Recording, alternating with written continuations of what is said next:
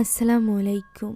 ইন্দোনেশিয়ার জঙ্গলের মাঝে ভুতুড়ে এক বাড়ি, যে বাড়িতে থাকতে আসে এক ফরেস্ট অফিসারের পরিবার। তবে প্রতি মাসের ক্লায়েন্ট ফ্রাইডের রাতে কোনো না কোনো অস্বাভাবিক ঘটনা ঘটতে থাকে পরিবারটির সাথে।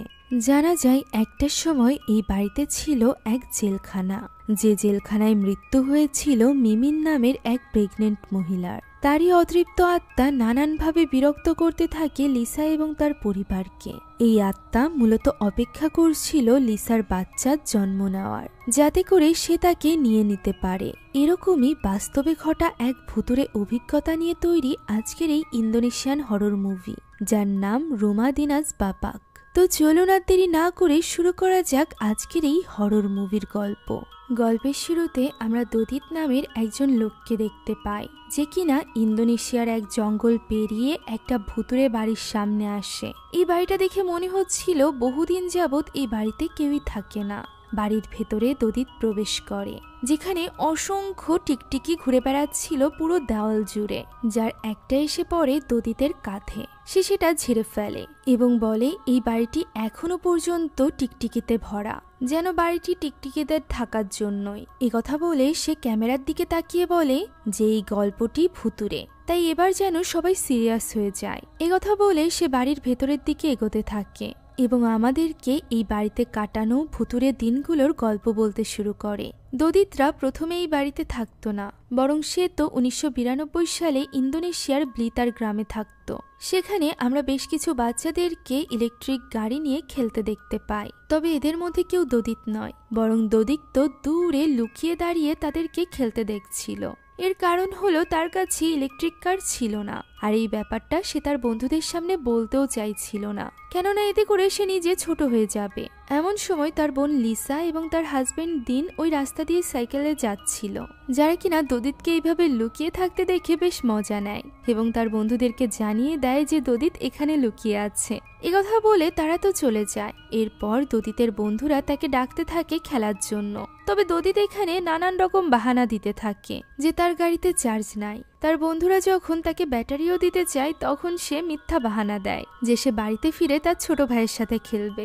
অথচ দদিতের তো কোনো ভাই ছিল না। যাওয়ার সময় সে তার গাছপাতা দিয়ে বানানো খেলনা গাড়িটি সেখানে ফেলে রেখে যায়। আর এরপর সে যখন রাতে বাড়িতে পৌঁছায়, তখন আমরা দেখতে পাই তার বাড়িতে অলরেডি একটা ব্যাপার নিয়ে আলোচনা চলছে। মূলত দদিতের বাবার প্রমোশন হয়েছিল, যে কারণে তাকে 1 বছরের জন্য ইন্দোনেশিয়ার একটা ফরেস্টে গিয়ে ফরেস্ট অফিসারের জব করতে হবে। অর্থাৎ তাদের পুরো পরিবারকে সেখানে 1 বছরের জন্য থাকতে হবে। সেখানেই সে চাকরির ব্যবস্থা করে নিয়েছিল লিসার হাজবেন্ড অর্থাৎ দিনের। দিন আসলে এতদিন কিছু করতো না। লিসা নিজেও বেশ ছোট ছিল, আর দিন লিসার সাথে লিসার পরিবারের সাথেই থাকতো। এখানে লিসার মা দিনকে বোঝায় যে তাকে এখন হাজবেন্ডের দায়িত্ব পালন করতে হবে, তাই যেখানে চাকরির সুযোগ হবে সেই চাকরি তার নিয়ে নেওয়া উচিত। সেই সাথে সে লিসাকেও বোঝায় যে লিসারও তার হাজবেন্ডকে সম্মান করা উচিত, সেই সাথে হাজবেন্ডের যত্ন নেওয়া উচিত, বিশেষ করে এই সময়ে যখন লিসা প্রেগনেন্ট। কথা শুনে লিসা চুপ করে থাকে এবং দিনও মজার ছলে নিজের হাতটা লিসার দিকে বাড়িয়ে দেয়। তবে লিসা এতে গুরুত্ব দেয় না। তখন দদিতের বাবা অর্থাৎ জোকো দদিতকে ডাক দেয় এবং তাকেও এই খবরটি জানায়। তবে দদিত এটা শুনে একদমই খুশি হয় না, কেননা তার বন্ধু, স্কুল সবকিছু পরিবর্তন করতে হবে, যে সিদ্ধান্ত তার একদমই ভালো লাগে না। তবে যেহেতু তার বাবা এই ব্যাপারে সিদ্ধান্ত নিয়েই নিয়েছিল, তাই তার কথায় খুব একটা যায়ও আসে না। তাই তো সে রাতের খাবার না খেয়ে রাগ করে নিজের ঘরে চলে যায়। তার মা তার পিছু পিছু যায় তার রাগ ভাঙাতে। সে তাকে বোঝানোর চেষ্টা করে, তবে ছোট্ট দদিত তো কোনো কিছুই শুনতে রাজি ছিল না। তখন তার মা বুঝতে পারে যে আসলে দদিতের মন খারাপ কি কারণে। সে এখানে দদিতকে বলে যে তার বাবার প্রমোশন হলে 1 বছর পর সে তাকেও একটা ইলেকট্রিক কার কিনে দিতে পারবে। যা শুনে এবার দদিত একটু আগ্রহ নেয় এবং বলে 1 বছর তো অনেক দেরি। তখন তার মা তাকে বোঝায় যে কখনো না পাওয়ার থেকে দেরিতে পাওয়া ভালো। যা শুনে দদিত বলে যে তাহলে সে অনেক দামি একটা কার চায়। তার মা এতে রাজি হয়ে যায়, আর এরপর কয়েকদিনের মধ্যেই সবকিছু গুছিয়ে গাছিয়ে তারা রওনা হয় নতুন ঠিকানার উদ্দেশ্যে, যেখানে দদিতকে নিয়ে তার বাবা মা বাইকে যাচ্ছিল। অন্যদিকে ট্রাক ভর্তি জিনিসপত্রের সাথে যাচ্ছিল দিন এবং লিসা। লিসা এবং দিন খুবই খুশি ছিল। এখন এইভাবেই দুটো গাড়ি গিয়ে পৌঁছায় ইন্দোনেশিয়ার ওই জঙ্গলে। জঙ্গলের ভেতর দিয়ে যাওয়ার সময় জোকো অর্থাৎ দদিতের বাবা তার মোটরসাইকেল নিয়ে অন্য পথ দিয়ে যেতে শুরু করে, যেখানে একটা ব্রিজ পার হওয়া মাত্রই তার বাইকে কোনো একটা সমস্যা দেখা দেয়, যার ফলে মোটরসাইকেল থেকে নেমে তাদের হেঁটে হেঁটে সামনের দিকে এগোতে হয়। এমন সময় দদিতের মা অর্থাৎ আসি একটা বটগাছের মাথায় কাউকে বসা অবস্থায় দেখতে পায়। তবে এই ব্যাপারটাই খুব একটা গুরুত্ব দেয় না জোকো। সে বলে হতে পারে কোনো বানর হবে, তবে এটা কোনো বানর ছিল না, বরং সেখানে বসে কেউ যেন গান গাইছিল, যেটা বুঝতে পেরে তারা দ্রুত সেখান থেকে চলে যায়। এভাবে তারা যতক্ষণে বাড়িতে পৌঁছায় ততক্ষণে ট্রাক পৌঁছে গিয়েছিল এবং দিন জিনিসপত্র নামানোর কাজ প্রায় শেষ করে ফেলেছিল। এখন এই বাড়ির সাইডে একটা ছোট্ট জেলখানার মতো ঘর ছিল, যেটা বেশ ভয়ানক ছিল দেখতে। দদিত সেটাই দেখছিল, তখন লিসা এসে তার সাথে মজা করে। এমন সময় সেখানে তাদের মা অর্থাৎ আসি চলে আসে এবং লিসাকে বলে নতুন বাড়িতে এসে এখনই যেন তারা এরকম ধরনের মজা না করে। এখন দিন এবং জোকো মিলে সব জিনিসপত্র নামাচ্ছিল এবং লিসা বসেছিল ট্রাকের উপর। সে তো এটা ভেবে অবাক হচ্ছিল যে রাত বাজে মাত্র 9টা, এখনই চারিপাশ কেমন নিশ্চুপ। তখন দিন তাকে মনে করিয়ে দেয় যে তারা এখন আর শহরে নেই, তারা এখন গ্রামে চলে এসেছে, তাও আবার জঙ্গলে ঘেরা গ্রাম। এখন তার সকাল সকাল ঘুমিয়ে পড়ার অভ্যাস করা দরকার। এখন আসি লিসাকে এইভাবে বাইরে বসে থাকতে দেখে অবাক হয় এবং বলে প্রেগনেন্ট অবস্থায় সে যেন রাতের বেলা আর ঘর থেকে না বের হয়। একথা বলতে না বলতেই সেখানে মোটরসাইকেলে করে দুজন লোক আসে। এরা মূলত আগামী 1 বছর পর্যন্ত জোকোর সাথেই তার নিচে কাজ করতে চলেছে। তাদেরও এখানে থাকার ব্যবস্থা করা ছিল। তারা ভেবেছিল জোকোরা হয়তো বা আগামীকাল আসবে, তবে আজ আসাতে তাদেরও এখানে আসতে হয়েছে জোকোদেরকে ওয়েলকাম জানাতে। একথা শুনে আসি জিজ্ঞাসা করে যে তারা কি আশেপাশেই থাকে। এই উত্তর তারা কি দিবে তা বুঝে উঠতে পারছিল না। ভিডিওর এই পর্যায়ে কথা বলবো মোস্ট বেট নিয়ে। এখানে বিনোদনের দুনিয়া একদমই অন্যরকম। এদের সব থেকে জনপ্রিয় একটি গেম হলো প্লিঙ্কো, যে গেমে আপনাদের জন্য রয়েছে মজার সারপ্রাইজ। এটি আপনাকে দিবে এক নতুন অভিজ্ঞতা। আপনি যদি গেমিং পছন্দ করে থাকেন তাহলে মোস্ট বেটে রয়েছে দারুণ সব ইন্টারঅ্যাক্টিভ গেম। এখানেই পাবেন লোভনীয় রিওয়ার্ড এবং আকর্ষণীয় সুযোগ। মোস্ট বেটে রয়েছে বিকাশ, নগদ, রকেট, উপায় এবং অন্যান্য অনলাইন পেমেন্ট অপশন, যা দিয়ে সহজেই লেনদেন করা যায়। সঙ্গে আছে 24/7 কাস্টমার সার্ভিস। এই প্ল্যাটফর্মে রয়েছে লাইভ ইভেন্ট স্ট্রিমিং দেখার সুযোগ। নিচে দেখানো প্রোমো কোড বাংলা ব্যবহার করে রেজিস্ট্রেশন করুন এখনই এবং প্রথম ডিপোজিটেই পেয়ে যান বিশেষ অফার এবং ফ্রি স্পিন। এই সুযোগ মিস করবেন না, কেননা আশেপাশে থাকার বাহানা দিয়ে সেলিম তো ওই রাতের জন্য এখান থেকে চলে যেতে চাইছিল। মূলত ওই রাতটা ছিল ক্লায়েন্ট ফ্রাইডের রাত। এই রাতটা ইন্দোনেশিয়ায় বেশ ভয়ানক রাত হিসাবে পরিচিত, যে কারণে জঙ্গলের মাঝে সেলিম আজ রাতে থাকতে চাইছিল না। কিন্তু মজার বিষয় হলো আজ রাতে থাকা তো দূরের কথা, জোকো তো তাদেরকে নিয়ে আজ রাতেই এই জঙ্গল পাহারার জন্য বের হতে চাচ্ছিল, যা শুনে সেলিম অনেক বেশি ভয় পেয়ে যায় এবং তাকে ক্লায়েন্ট ফ্রাইডের কথা বলে। তবে জোকো বলে আজ রাতটাই চোরদের জন্য বেস্ট সময়, যেহেতু ক্লায়েন্ট ফ্রাইডেতে ভয়ে বাড়ি থেকে কেউ বের হয় না, তাই এই সুযোগে চোরদের বের হওয়ার সম্ভাবনা খুব বেশি। তাই তো সেলিম এবং কাসনোকে বাধ্য হয়ে রাজি হতে হয় জোকোর সাথে পাহারায় বের হতে। তবে জোকো আজ রাতের জন্য দিনকে লিসার সাথেই থাকতে বলে, যেহেতু আজ রাতটা এই বাড়িতে তাদের প্রথম রাত ছিল। তাই সে দিনকে বলে আগামীকাল থেকে জয়েন করতে। এখন দিন লিসাদের রুমের সবকিছু একা হাতে গোছাচ্ছিল। তখন লিসা বলে যে এই বাড়িটা তার কাছে বেশ ভুতুড়ে বলে মনে হচ্ছে, তার এখানে একদমই থাকতে ইচ্ছা করছে না। যা শুনে দিন বলে যে তাকে একটু সাহায্য করতে। এ কথার উত্তরে লিসা এখানে নিজের প্রেগন্যান্সির বাহানা দিয়ে শুয়ে পড়ে। দিনও ব্যাপারটা বুঝতে পারে এবং তাকে রেস্ট নিতে বলে। তবে এমন সময় লিসা দেখতে পায় দেওয়ালে একটা টিকটিকি হাঁটছে, যা দেখে লিসা এত বেশি ভয় পেয়ে যায় যে সে চিৎকার করে দিনকে ডাকতে থাকে। দিন এসে টিকটিকিটাকে মেরে উল্টে লিসাকেই ভয় দিতে থাকে। এভাবেই খুনসুটির মধ্য দিয়ে তাদের ওই রাতটা কেটে যায়। অন্যদিকে কিছুটা পেট্রোলিং করার পর সেলিম এবং কাসনোকে ফিরে আসতে বলে জোকো। তাই তো তারা ফিরে এসে ভাবতে থাকে যে জোকো কতটা কর্মঠ একজন লোক, যে কিনা এত রাতেও পেট্রোলিং এর কাজ করছে। সেলিম এখানে অনেক বেশি ভয়ে ছিল, আর এর কারণ জিজ্ঞাসা করলে সেলিম কাসনোকে বলে যে সে মনে হচ্ছে জানে না এই বাড়ির ইতিহাস কি। যা শুনে কাসনো জিজ্ঞাসা করে সে কি ডাচদের কথা বলছে। একথা বলা মাত্রই সেলিম তার মুখ চেপে ধরে এবং বলে এই ঘটনার কথা সে যেন মুখেও না আনে। এভাবেই ওই রাতে ভয়ে ভয়ে তারা শুয়ে পড়ে। অন্যদিকে ঘুমন্ত অবস্থায় হঠাৎই কোনো একটা আওয়াজ শুনে দদিতের ঘুম ভেঙে যায়। সে তার মাকে ডেকে তোলে। এই আওয়াজটি কন্টিনিউয়াসলি বাইরে থেকে আসছিল। তার মা এটা ভেবে অবাক হয় যে তার বাবা আজ রাতে এখনো পর্যন্ত ফেরেনি। তাই তো এত রাতে কোথা থেকে আওয়াজ আসছে এটা দেখার জন্য আসি দদিতকে নিয়ে বেরিয়ে পড়ে। সে প্রথমে দদিতকে নিতে চাইছিল না, তবে দদিত যেহেতু একা থাকতে ভয় পাচ্ছিল এই কারণেই সে দদিতকে নিয়ে বের হয়। এদিকে এইসব আওয়াজ শুনে ঘুম ভেঙে যায় কাসনো এবং সেলিমেরও। তারাও বুঝতে পারছিল না যে এই আওয়াজ কোথা থেকে আসছে, তবে আসিরা বুঝতে পারে যে এই আওয়াজ ওই ছোট্ট জেলখানা থেকে আসছে, যেখানে ডাচদের রাজত্বকালীন সময়ে এই গ্রামের চোরদেরকে শাস্তি দেওয়া হতো। আসি যখন টর্চ লাইট নিয়ে সেদিকে এগিয়ে যাচ্ছিল তখন এই টর্চ লাইটের আলো পড়ে কাসনো এবং সেলিমের দরজায়, যা দেখে তারা আরো বেশি ভয় পেয়ে যায়। সেলিম একটু বেশি চালাক ছিল, তাই সে এখানে কাসনোকে বাইরে গিয়ে চেক করতে বলে, আর এটাতে রাজি করানোর জন্য সে কাসনোকে ইমোশনাল করে। এই বলে যে কাসনো কথার অর্থ হলো কারেজ, অর্থাৎ সাহস। এই কথা শুনে কাসনো যেন নিজের মধ্যে অনুপ্রেরণা খুঁজে পায়। সে অনেক বেশি এক্সাইটেড হয়ে পড়ে বাইরে গিয়ে ওই চোরকে ধরার জন্য। সেলিমও বলে যে সে তার সাথে যাবে, তবে আমরা বুঝতে পারি সেলিম অন্য কোনো বুদ্ধি এঁটেছিল। এদিকে বাইরে আসি পৌঁছে গিয়েছিল ওই ছোট্ট জেলখানার কাছে, যেখান থেকে বিভৎস গন্ধ আসছিল। সেখানে সে একগুচ্ছ চুলও খুঁজে পায়। এটা কার হতে পারে বা কি, এই সব কিছু নিয়েই সে ভাবছিল। তবে দদিতের যেহেতু ভয় লাগছিল তাই সে ঠিক করে যে সে ঘরে ফিরে যাবে। এদিকে সেলিম এবং কাসনো 3 গুণে দৌড়ে বাইরে আসতে চাচ্ছিল, তবে কাসনো বাইরে চলে আসলেও সেলিম কিন্তু বের হয় না, সে বরং বিছানায় শুয়ে পড়ে। কাসনো সরাসরি এসে লাফিয়ে পড়ে আসির সামনে। তারা দুজনই একে অপরকে দেখে ভয় পেয়ে যায়। আসি জানায় বাইরে থেকে কিছু ভাঙার আওয়াজ শুনে সে বাইরে এসেছে। কাসনো একই কারণে বাইরে এসেছিল। তখন জানালা খুলে সেলিম জানায় যে সবকিছু ভেতরে ঠিক আছে। এমন সময় সেখানে চলে আসে জোকো। সে আসি এবং দদিতকে নিয়ে ভেতরে চলে যায়। অন্যদিকে কাসনো গিয়ে সেলিমকে জিজ্ঞাসা করে যে সে কেন তার সাথে বাইরে আসেনি। সেলিম বলে সে তো ভেতরের জিনিস চেক করছিল। সে আবারও সহজ সরল কাসনোকে নিজের কথার জালে ফাঁসিয়ে নেয়। এখন পরদিন সকালের দৃশ্য আমরা দেখতে পাই, যেখানে কাজের জন্য বের হচ্ছিল দিন এবং জোকো। সেই সাথে সেলিম এবং কাসনো রেডি ছিল বাইরে যাওয়ার জন্য।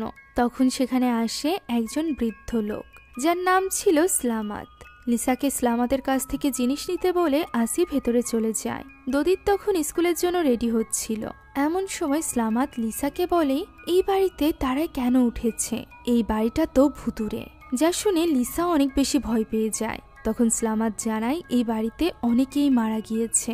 ডাচদের রাজত্বের সময় অনেক ডাকাত চোরকে এখানে এনে মারা হয়েছে। যা শুনে লিসা আরো বেশি ভয় পেয়ে যায়। এমন সময় সেখানে চলে আসে জোকো এবং স্লামাতকে থামিয়ে বলে যে সে যেন এই ধরনের ভুতুরে মিথ্যা গল্প তার পরিবারের সামনে না বলে, এতে করে তার পরিবার ভয় পেয়ে যাবে। একথা বলে সে ঘরের ভেতরে চলে যায় কিছু একটা নেওয়ার জন্য। অন্যদিকে তখনই আসি দদিতকে নিয়ে বেরিয়ে পড়ে তার নতুন স্কুলে তাকে এগিয়ে দেওয়ার জন্য। ফলে বাড়িতে একা থেকে যায় লিসা। এদিকে স্কুলে যাওয়ার পথে আবারও ওই বটগাছের দিকে চোখ পড়ে দদিতের, যেখানে সত্যিই কেউ একজন বসেছিল।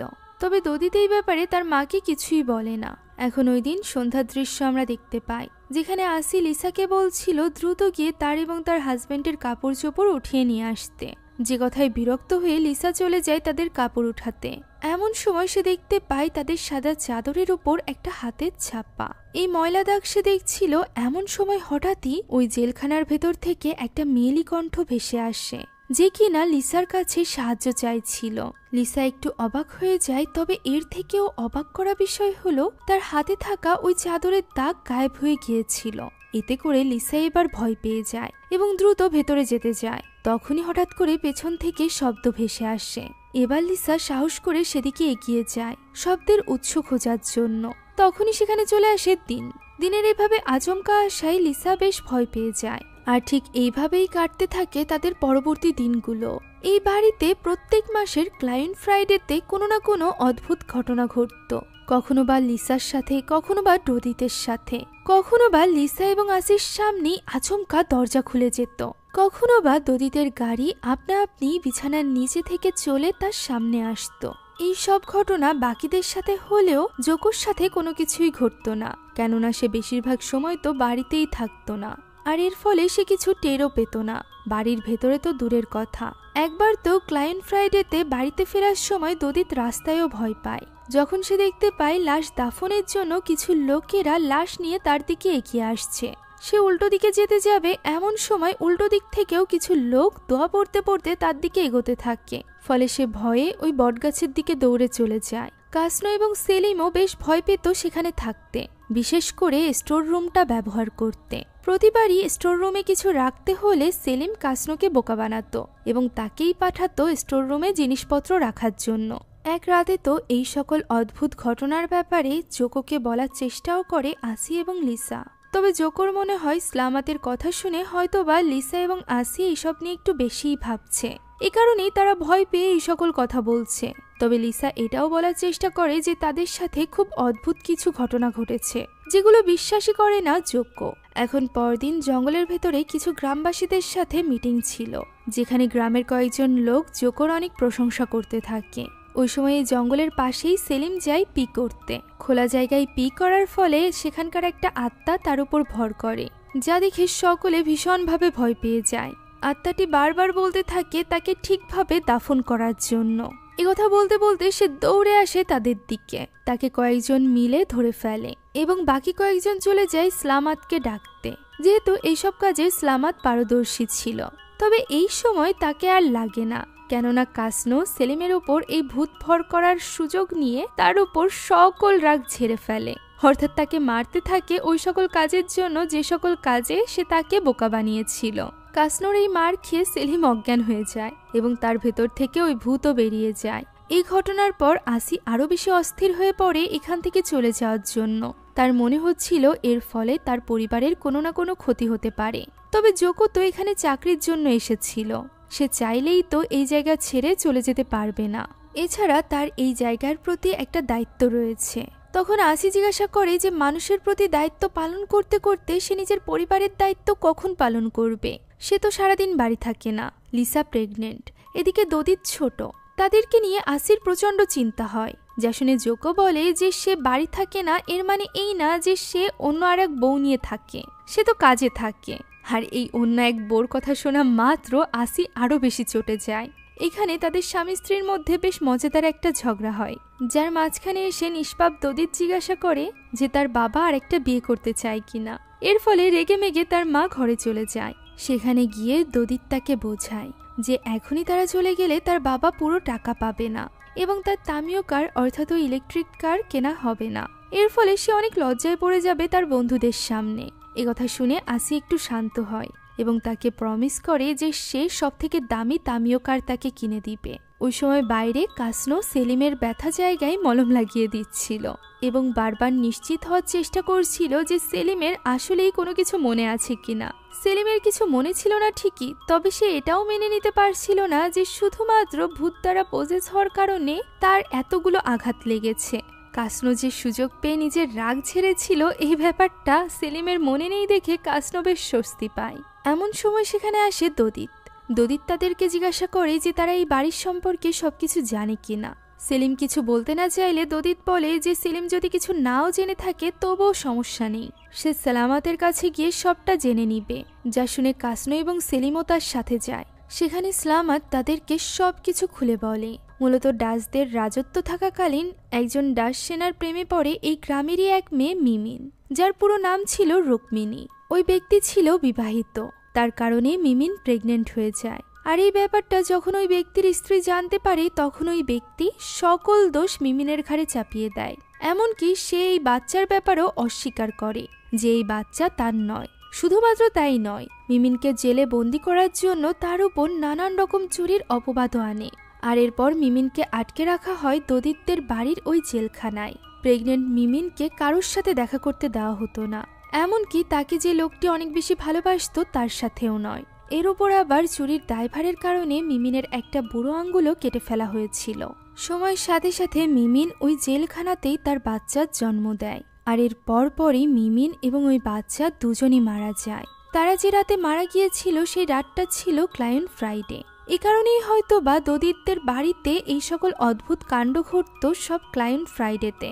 আমরা এখানে জানতে পারি সেলিম এবং কাসনো দুজনই ছিল তুলা রাশি, আর এই কারণেই তাদের উপর সকল ধরনের বিপদ আগে আসতো। বিশেষ করে সেলিম খুব সহজেই ভূতদের আসরের শিকার হতো। আর এ কারণেই সে সব সময় সাবধান থাকতো।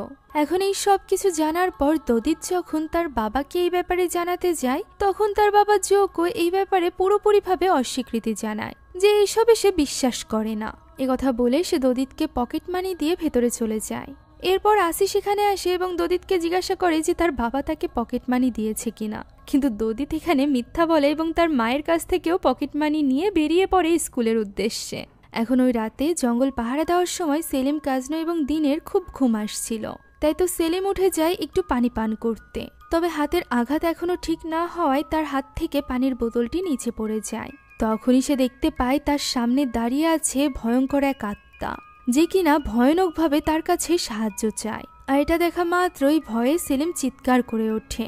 দৌড়ে এসে বাকিরা তাকে সামলায়। তবে কাসনো তো একদমই মানতে চাইছিল না যে সেলিম এবার পজেস হয়নি। সে এখানে এটার প্রমাণ নেওয়ার জন্য সেলিমের একটা আঙুল মুচড়ে দেয়, ফলে বেচারা তুলারাশি সেলিম এবার পজেস না হয়েও ব্যথা পায়। এদিকে ওই সময় বাড়িতে দদিত দেখতে পায় তার মা তার গোসলের জন্য পানি গরম করেছে।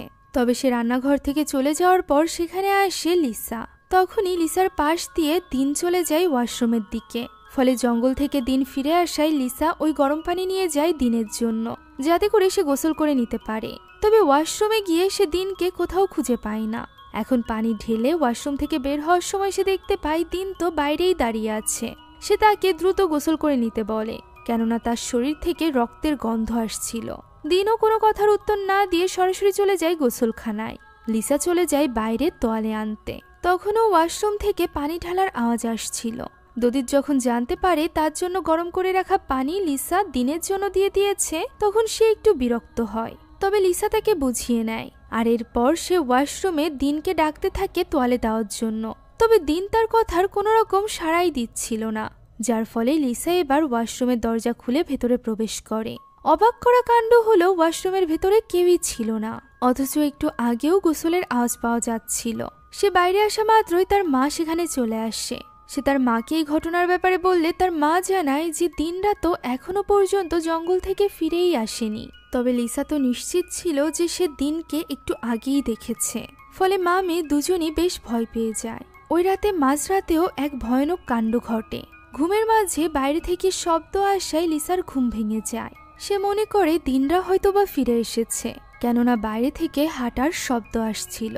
তবে দরজা খুলে বাইরে বের হতেই সে দেখতে পায় বাইরে কেউই নেই। এটা দেখে সে যখন আবারও ঘরের মধ্যে ফিরে আসছিল, তখনই সে এক ভয়ানক দৃশ্য দেখতে পায়। সে দেখতে পায় তার ডেলিভারি হচ্ছে এবং তার ডেলিভারি করাচ্ছে এক ভয়ঙ্কর দেখতে প্রেতাত্মা। পাশেই দাঁড়িয়ে তার মা এবং ভাই এইসব কিছু দেখছে। এই দৃশ্য দেখে সে ভয়ে চিৎকার করে ওঠে এবং তার ঘুম ভেঙে যায়। তখনই তার মায়ের মুখে ফেস মাস্ক দেখে সে আরো বেশি ভয় পেয়ে যায়। এই সময় সেখানে চলে আসে তার বাবা এবং হাজবেন্ড, অর্থাৎ দিন এবং জোকো কাজ সেরে ফিরে এসেছিল। তারা এখানে তাকে বোঝানোর চেষ্টা করে যে সে ভয়ানক স্বপ্ন দেখেছে। তখনই দদিত বলে ওঠে, কেন এই ভয়ানক স্বপ্নগুলো শুধুমাত্র ক্লায়ন ফ্রাইডে নাইটেই হয়, অর্থাৎ আজ রাতটাও ছিল ক্লায়ন ফ্রাইডে নাইট। যা শুনে আসি তাকে চুপ করিয়ে দেয়। এখন পরের মাসে ক্লায়ন ফ্রাইডের আগে আসি তার বাড়ির সুরক্ষার জন্য সব কাজকর্ম শুরু করে দেয়। কাসনো এবং সেলিমকে দিয়ে বাড়ির চারি সাইডে বাঁশ পুঁতে রাখে। লিসার জামার সাথে রসুন পিন করে দেয়। সেই সাথে দদিতকে বলে বাড়ির চারি সাইডে লবণ ছিটাতে। এই সব কিছু দেখে জোকো বেশ অবাক হয় এবং এই ব্যাপারে কথা বলার জন্য এগিয়ে যায় আসির কাছে। তবে আসি তো তাকে কোনো কিছু বলার সুযোগই দেয় না। সে বলে জোকো এখান থেকে যেতে পারবে না, সেটা আসি মেনে নিয়েছে।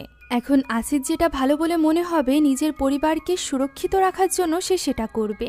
এই ক্ষেত্রে জোকো যেন কোনো রকম কথা বলতে না আসে। এ কথা বলে আসি সেখান থেকে চলে যায়। ওই দিন স্কুল থেকে ফিরে দদিত শুনতে পায় ভেতরে তার বাবা মা তখনও পর্যন্ত তর্কাতর্কি করছে এখান থেকে চলে যাওয়া নিয়ে। লিসা তখন বাইরে কাপড় চোপড় নাড়ছিল। দদিত বাবা মায়ের এইসব ঝগড়া শুনে ভেতরে যায় না, বরং সিঁড়িতেই বসে থাকে। তখন সেখানে লিসা আসে এবং তার মন ভালো করার জন্য তাকে নিয়ে বেরিয়ে পড়ে জঙ্গলের ভেতর দিয়ে ঘুরতে। দদিত লিসার সাথে জঙ্গলের ভেতর দিয়ে হাঁটতে থাকে। অন্যদিকে আমরা দেখতে পাই লিসা তো তখনও পর্যন্ত বাড়ির ভেতরেই ছিল। সে যখন দেখে দদিতের জুতা এবং বইয়ের ব্যাগ বাইরে পড়ে আছে, তখন বেশ অবাক হয় যে দদিত কোথায়। তখনই আমরা দদিতকে দেখতে পাই, যে কিনা জঙ্গলের মাঝে লিসার মতো দেখতে ওই প্রেতাত্মার সাথে হেঁটে যাচ্ছিল। হঠাৎই সে লক্ষ্য করে লিসার পা থেকে রক্ত পড়ছে, যা দেখা মাত্রই সে হাত ছুটিয়ে নেয় এবং লিসাকে ডাক দেয়। ওই সময় ওই ভয়ঙ্কর প্রেতাত্মা তার দিকে ঘুরে তাকায়, যার এই ভয়ানক রূপ দেখে দদিত আর এক মুহূর্তও দেরি করে না, ছুটে সেখান থেকে পালিয়ে আসে। তবে সে বাড়িতে ফেরে না। এদিকে রাত হয়ে গিয়েছিল, দদিত তখনও পর্যন্ত বাড়িতে ফেরেনি, যে কারণে বাড়ির সকলে ভীষণভাবে চিন্তিত ছিল। আসি জোকোকে বলে যেভাবেই হোক তার ছেলেকে ফিরিয়ে আনার জন্য। তার তো এখানে কোনো বন্ধু বান্ধবও হয়নি যে সেখানে সে যাবে, এর মানে নিশ্চয়ই তার ছেলে কোনো বিপদে পড়েছে। একথা শুনে জোকো তখনই বাকিদেরকে নিয়ে বেরিয়ে পড়ে এবং পুরো গ্রামবাসীদের কাছে খুঁজে বেড়ায় দদিতকে খুঁজতে দিন এবং কাসনো যায় স্লামাতের কাছে। স্লামাত বুঝে যায় এর পেছনে কোনো মানুষ নয়, বরং আছে নিশ্চয়ই কোনো প্রেতাত্মা। এদিকে যার জন্য সকলে এত চিন্তিত অর্থাৎ দদিতকে আমরা দেখতে পাই, যে কিনা জঙ্গলের মাঝে হারিয়ে গিয়েছিল। সে হাঁটতে হাঁটতে একটা গোরস্থানে চলে আসে, যেখানে থাকা এক বড় বটগাছের ওপর সে এক প্রেতাত্মাকে দেখতে পায়, যে কিনা পা ঝুলিয়ে গান গাইছিল। এই প্রেতাত্মাকে সেদিন সেলিমও দেখেছিল। তখনই সেখানে চলে আসে স্লামাত তাকে পেছনে ঘুরতে নিষেধ করে এবং বলে রাতের অন্ধকারে যদি ভুতুরে কিছু দেখা হয় তাহলে সেই ব্যাপারে যেন সে কোনো রকম কথাও না বলে। একথা বলে স্লামাত তার গলায় থাকা একটা তাবিজ তাকে খুলে দেয় এবং বলে এটা যেন সে সাবধানে রাখে, নিজের কাছে রাখে এবং এই ব্যাপারে সে যেন কাউকে কিছু না বলে। এদিকে ছেলেকে খুঁজে না পেয়ে আসি ভীষণভাবে ভেঙে পড়েছিল। তাকে শান্ত করার চেষ্টা করছিল জোকো। এমন সময় স্লামাতের সাহায্যে বাড়িতে ফিরে আসে দদিত। তবে স্লামাত ভেতরে আসে না, বাইরে থেকেই চলে যায়। দদিতকে খুঁজে পেয়ে তার মা ভীষণভাবে খুশি হয়ে যায়। দদিত তার মাকে চিন্তা করতে নিষেধ করে, সে তো সামান্য ঘুরছিল জঙ্গল দিয়ে। যা শুনে জোকো বলে ওঠে সে নিষেধ করেছে না বাচ্চা কাচ্চা যেন রাতের অন্ধকারে বাইরে না বের হয়। উত্তরে দদিত বলে সে তো বলেছিল প্রেগনেন্ট মেয়েরা যাতে বাড়ির বাইরে না বের হয়। একথা শুনে সকলে হাসতে থাকে। সবাই যখন দদিতকে নিয়ে ব্যস্ত ছিল তখনই হঠাৎ করে লিসার শরীর খারাপ হতে শুরু করে। তার পানি ভেঙে যায় এবং তার ডেলিভারির সময় চলে আসে। এই মুহূর্তে হসপিটালে নিয়ে যাওয়া কোনোভাবে সম্ভব ছিল না, তাই জোকো চলে যায় গ্রামের ধাত্রীকে ডাকতে। ধাত্রীর সাহায্যে লিসা এক কন্যা সন্তানের জন্ম দেয়। বাচ্চার জন্মের সাথে সাথে পুরো পরিবারে যেন আনন্দমুখর এক পরিবেশের সৃষ্টি হয়। পরদিনকার দৃশ্য আমরা দেখতে পাই, যেদিন নাতনির টানে সকাল সকাল কাজ থেকে ফিরে আসে জোকো। তবে আজ রাতে জঙ্গল পাহারা দেওয়ার জন্য ডিউটি ছিল, কেননা আজও ছিল ক্লায়েন্ট ফ্রাইডে নাইট, যে রাতটা তারা খুব কড়াকড়িভাবে জঙ্গল পাহারা দিত। এখন ওই রাতের দৃশ্য আমরা দেখতে পাই, যেখানে বাচ্চার কান্নার আওয়াজ শুনে দদিতের ঘুম ভেঙে যায়। তাই সে লিসার ঘরে আসে বাচ্চাটিকে চেক করতে। ছোট্ট দদিত ছোট্ট বাচ্চাটিকে কাঁদতে দেখে কি করবে তা বুঝে উঠতে পারছিল না। এমন সময় সে অদ্ভুত কিছু লক্ষ্য করে, বাচ্চাটি জানালার দিকে তাকিয়ে কাঁদছিল। তাই দদিত এগিয়ে যায় জানালার কাছে। তখনই এক ভয়ানক হাত এসে লাগে জানালায়, যা দেখে দদিত ভীষণ আকারে ভয় পেয়ে যায়। সঠিক সময় সেখানে চলে আসে আসি। তবে আসি আসার পর জানালার কাছে আর কিছুই দেখা যায় না। লিসা তখনও ঘুমিয়েছিল। এখন অন্যদিকে জঙ্গলের দৃশ্য দেখা যায়, যেখানে ঝোড়ো হাওয়া এবং বিদ্যুৎ চমকানো শুরু হয়ে গিয়েছিল। ফলে তারা বুঝতে পারে যে আজ ঝড় হবে। তাই তো কাসনো এবং সেলিমকে যাওয়ার কথা বলা মাত্রই তারা আর এক মুহূর্তও দেরি করে না। তখনই বাইক নিয়ে বেরিয়ে পড়ে বাড়িতে ফিরে যাওয়ার জন্য। তখনই আমরা বাড়ির দৃশ্য দেখতে পাই। বাড়িতে থাকা ওই জেলখানার ভেতরে এক ভয়ানক ছায়াকে আমরা দেখতে পাই। থমথমে এই পরিবেশ দেখে বোঝাই যাচ্ছিল যে আজ রাতেই কিছু একটা ঘটতে যাচ্ছে। আমরা লিসাকে দেখতে পাই, যে কিনা তখনও পর্যন্ত ঘুমিয়েছিল। হুট করেই তার পুরো ঘরে টিকটিকিতে ছেয়ে যায়। উপর থেকে বৃষ্টির পানির মতো টিকটিকি পড়ছিল, যার ফলে লিসা অনেক বেশি ভয় পেয়ে যায় এবং চিৎকার করতে থাকে। তখনই সেখানে চলে আসে আসি এবং দিন এখানে লিসা এবং আসিকে সামলে নেয় এবং দদিতকে বলে বাইরে গিয়ে বাবাকে ডেকে আনতে। দদিত চলে যায় জোকোকে ডেকে আনতে। ঠান্ডা মাথার জোকোকে যখন এসে বলা হয় যে ভেতরে টিকটিকি দেখা যাচ্ছে, তখন জোকোর কাছে ব্যাপারটা খুব একটা গুরুত্বপূর্ণ মনে হয় না। তার মনে হয় ঘরের মধ্যে তো এমনিই টিকটিকি থাকে। তারপরও দদিত তাকে জোর করে ভেতরে টেনে আনে। ততক্ষণে লিসা এবং আসিকে নিয়ে ওই ঘর থেকে ড্রয়িং রুমে চলে এসেছিল দিন। শুধুমাত্র লিসার ঘরই না, চারিদিকে টিকটিকি ছেয়ে গিয়েছিল। এরই মাঝে আবার ঘরে থাকা সব লাইটগুলো বন্ধ হয়ে যায়। ফলে সকলে আরো বেশি ভয় পেয়ে যায়। মোমবাতি জ্বালানোর জন্য জোকো অন্ধকার এক ঘরে চলে যায়। সেখানে গিয়ে সে কিছু চুল অনুভব করতে পারে এবং বলতে থাকে এখানে তার সাথে কে এসেছে। তবে সকলে তো ড্রয়িং রুমে ছিল। সে এখানে বারবার মেঝের কাঠি জ্বালাতে থাকে এবং সেটা নিভে যেতে থাকে।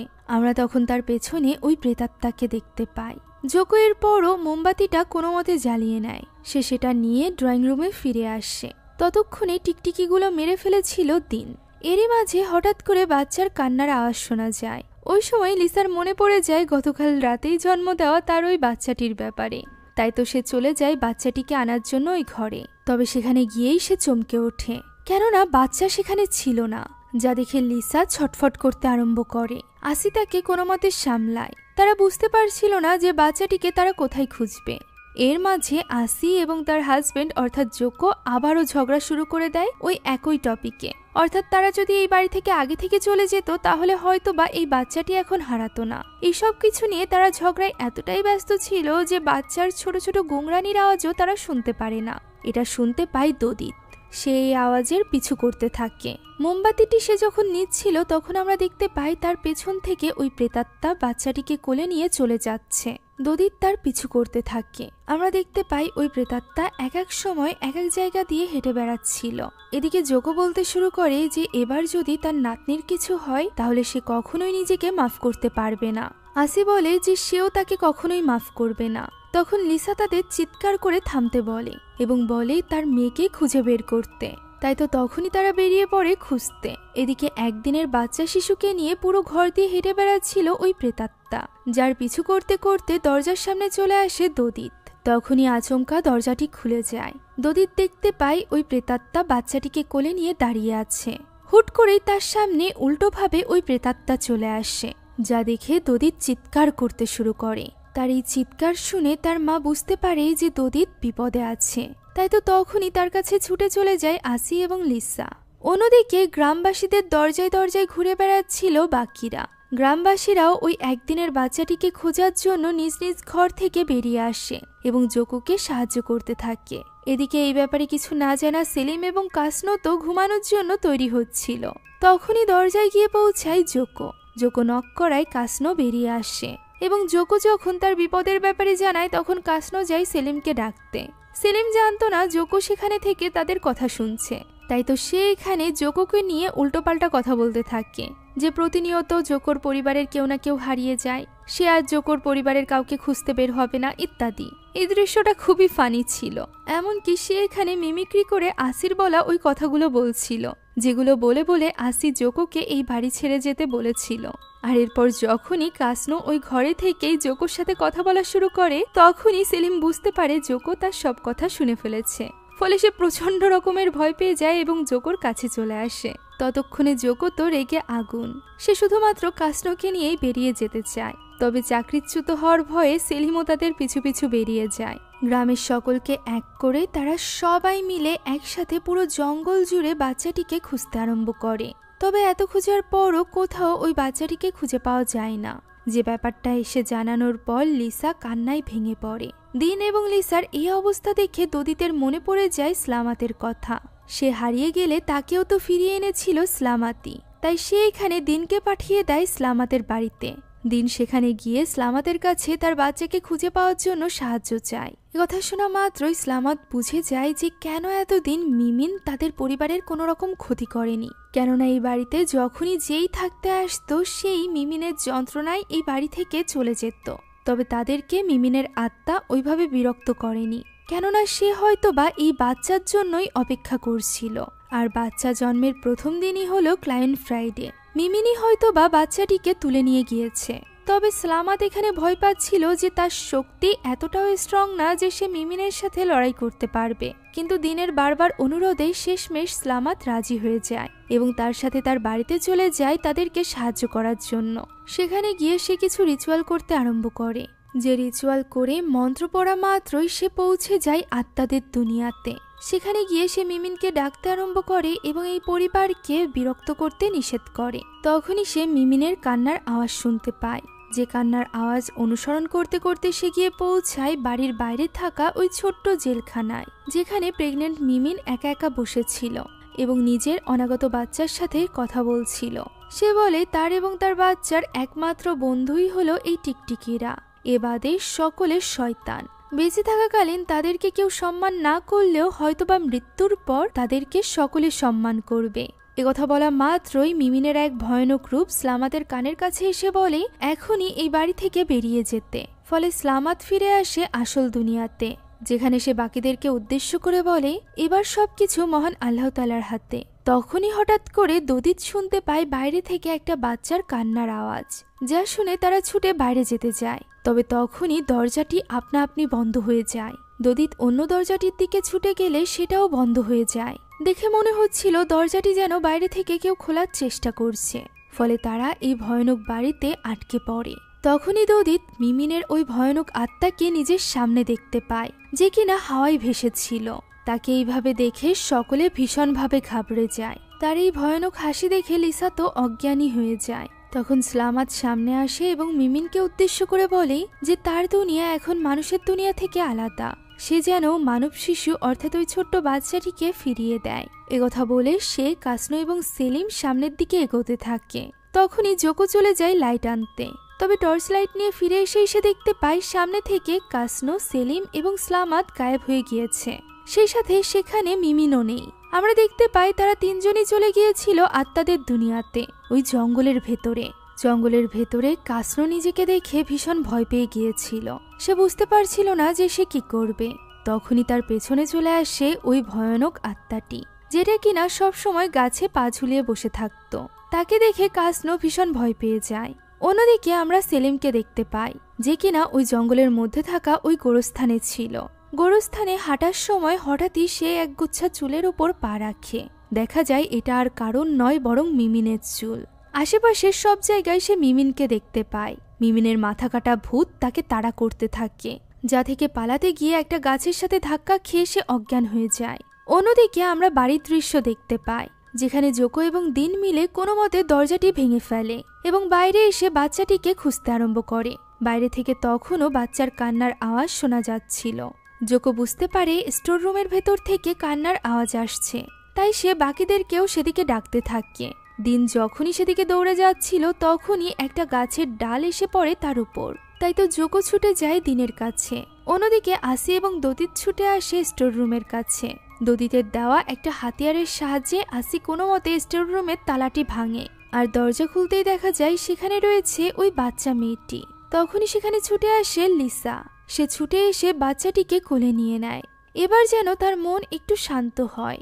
বাচ্চাটিকে ফিরে পেয়ে পুরো পরিবার যেন স্বস্তি অনুভব করে। অন্যদিকে জঙ্গলের মাঝের ওই গোরস্থানে সেলিম তখনও অজ্ঞান ছিল। তার কাছে এসে তার জ্ঞান ফেরায় সালামাত এবং কাসনো। তারা এখন আসল দুনিয়াতে চলে এসেছিল। তাই সালামাত এখানে সেলিম এবং কাসনোকে বলে দ্রুত জোকোর বাড়িতে ফিরে যেতে। এরপর সে গাছের দিকে তাকিয়ে ধন্যবাদ জানায় বুথকে। বুথ হলো সেই লোকটি যে কিনা মিমিনকে ভালোবাসত। এটা সেই আত্মাটি ছিল যে কিনা সবসময় গাছে পা ঝুলিয়ে বসে থাকত। ওই আত্মাটি মূলত মিমিনকে শান্ত করতে আজ রাতে সালামাতকে সাহায্য করেছিল, কেননা বুথ হলো সালামাতের পূর্বপুরুষ। এখন এই রাতটা এভাবেই কেটে যায়। পরদিন সকালের দৃশ্য আমরা দেখতে পাই, যেখানে সালামাত জোকোদেরকে জানায় যে মিমিন সারা জীবন এখানেই থাকবে, তার আত্মা এখান থেকে কোথাও যাবে না। তাই তাদের জন্য ভালো হবে যত দ্রুত সম্ভব বাচ্চাটিকে নিয়ে তারা এখান থেকে চলে যাক। এমনিতেই ডাচদের রাজত্ব থাকাকালীন এখানে অনেক অন্যায় অত্যাচার হয়েছে, যার জন্য অনেক আত্মারাই এই জঙ্গলে আটকে আছে। জোকোও ঠিক করে নিয়েছিল যে ওই দিনই তারা চলে যাবে। এখন এই পুরো ঘটনায় লিসা বুঝতে শিখেছিল যে তার মা তাকে ঠিক শিক্ষাই দেয়। তাই সে এখানে তার মা আসিকে ধন্যবাদ জানায় তাকে একজন ভালো মা হওয়ার শিক্ষা দেওয়ার জন্য। তখন আসি তাকে জানায় যে একজন ভালো মা হওয়ার শিক্ষা কেউ কাউকে দিতে পারে না। আসি নিজেও এখনো শিখছে যে সে কিভাবে একজন ভালো মা হবে।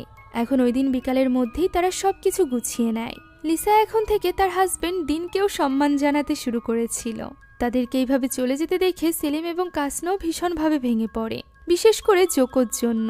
তারা জোকোর সাথে একটা লম্বা সময় কাটিয়েছে, যে কারণে তারা জোকোকে নিজের বাবার মতোই দেখতে শুরু করেছিল। যাওয়ার সময় লাস্টে আসি সেলিমকে বলে যে ওই দিন ভূতে ধরার পর কাসনো তাকে মেরেছিল বলে সে যেন আবার কাসনোর উপর না রাগ করে। ফলে সেলিম এবার জেনে যায় যে কেন সে এত আঘাত পেয়েছিল। তাই তো বাইকে করে যাওয়ার সময় সে কাসনোকে হুমকি দিয়ে বলে তাদের দেনা পাওনা এখনো শোধ হয়নি। এখন দৃশ্য চলে আসে বর্তমানে। ওই বাড়ির বাইরে বসে দদিত বাদ্যযন্ত্র বাজাচ্ছিল। সে বলে এই বাড়িতে থাকার কারণেই সে বড় হওয়ার পর এতটা সাহসী হয়ে উঠেছে। তখনই আমরা দেখতে পাই তার পেছনে তখনও পর্যন্ত মিমিনের আত্মা দাঁড়িয়ে আছে। তার মানে কি মিমিনের আত্মা কখনো দদিতকে ছেড়ে যায়নি? আমরা গল্পের শেষে একটা দৃশ্য দেখতে পাই, যেখানে এই বাড়ি থেকে যাওয়ার পর দদিতকে নিয়ে তার মা আসি গিয়েছিল একটা দোকানে তাকে ইলেকট্রিক কার কিনে দিতে। সেখানে গিয়ে দদিত তার পছন্দের গাড়িটি বেছে নেয়। দোকানদারকে টাকা দিয়ে তার মা চলে যায় পাশের দোকান থেকে খাবার নিতে। তখন ওই দোকানের মেয়েটি বেরিয়ে আসে দদিতকে গাড়িটি দিতে। দদিত দেখতে পায় মেয়েটির একটা বুড়ো আঙ্গুল নেই। তাকাতেই দেখা যায় এই মেয়েটি ভয়ানকভাবে দদিতের দিকে তাকিয়ে আছে, অর্থাৎ ছোটবেলা থেকে মিমিনের আত্মা দদিতের সাথেই আছে। আর এই দৃশ্যের মধ্য দিয়ে আজকের এই গল্পটি এখানেই শেষ হয়ে যায়। আশা করছি এই গল্পটি আপনাদের কাছে ভালো লেগেছে। যদি ভালো লেগে থাকে তাহলে অবশ্যই আমাদের চ্যানেলটিকে সাবস্ক্রাইব করে যাবেন। আপনারা আমার মতো মুভি লাভার্সদের জন্য আমরা নিয়ে এসেছি সুলভ মূল্যে নেটফ্লিক্সের সাবস্ক্রিপশন, যেটা পেয়ে যাবেন আমাদের ফেসবুক পেজ এইচবি শপে। পেজের লিঙ্ক ডেসক্রিপশন বক্সে পেয়ে যাবেন। Thank you so much for watching this video. আল্লাহ হাফেজ।